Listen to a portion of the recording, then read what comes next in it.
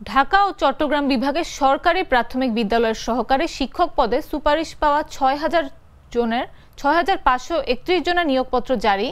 যোগদান ও পদায়নের বিষয়ে প্রশাসনিক অনুমোদন দিয়েছে প্রাথমিক ও গণশিক্ষা মন্ত্রণালয়।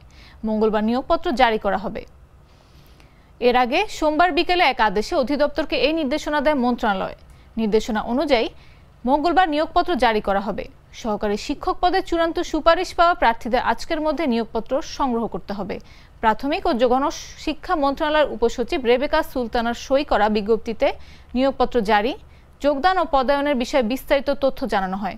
বিজ্ঞপ্তির তথ্যানুযায়ী নির্বাচিত প্রার্থীদের মধ্যে যারা স্বাস্থ্য পরীক্ষা সম্পন্ন করে অন্যান্য ডকুমেন্টস জমা দিয়েছেন তাদের অনুকূলে আজ নিয়োগপত্র জারি করা হবে। নিয়োগপ্রাপ্তদের জেলা প্রাথমিক শিক্ষা অফিসে 12 মার্চের মধ্যে যোগদান করতে হবে।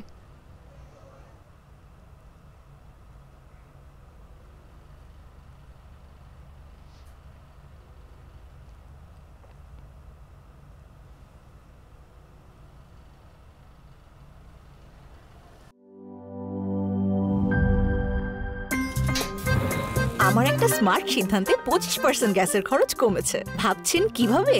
সাধারণ গ্যাস স্টোভ বদলে আমি এনেছি আরএফএল গ্যাস স্টোভ। এর সাইন্টিফিক নজল ও ব্রাস বার্নার ক্যাপ সমানভাবে তাপ ছড়িয়ে রান্না করে দ্রুত, তাই গ্যাসও বাঁচায় 25%, টাকাও বাঁচে 25%। আরএফএল গ্যাস স্টোভ নিরাপদ ও গ্যাস সাশ্রয়ী।